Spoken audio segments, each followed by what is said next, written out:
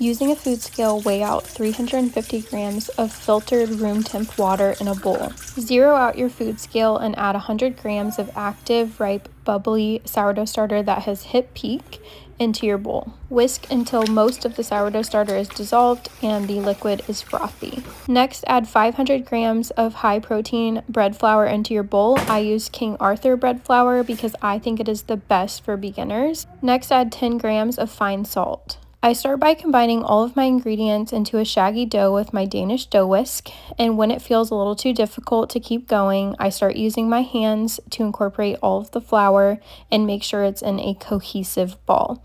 I'm really looking for all of the dry ingredients to be incorporated and for the gluten to start developing. I then cover the dough with a shower cap so my dough doesn't dry out, and after 30 minutes I take the dough temperature to see how quickly it may ferment.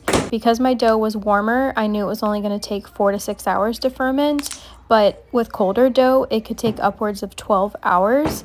Dough temperature directly impacts how quickly your dough will ferment. I then do my first set of stretch and folds or coil folds. This is a dough strengthening technique which allows the gluten to slowly develop over time. I will do these at intervals of 30 minutes up to 4 sets.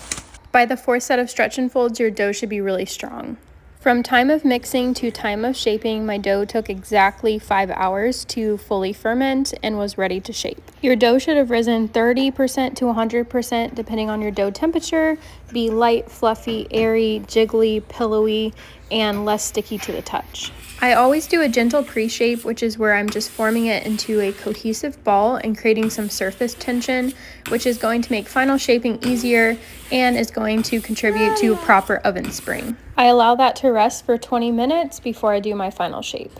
Of course, my camera died on me before final shaping, but here I'm just showing you the tartine method, which I love. I think it builds a ton of surface tension in the loaf and contributes to a proper oven spring. Remember that beautiful side always goes down in your Banneton basket or your proofing basket, because once you go to dump it out the next day on parchment paper, the ugly side will be down. I stitch my loaf and put it in the fridge overnight for cold proof, which takes anywhere from 10 to 24 hours. The next day you bake your loaf however you desire, in a Dutch oven and a roasting pan and 2 loaf pans and a bread oven, open baking, you name it, and here's your beautiful loaf.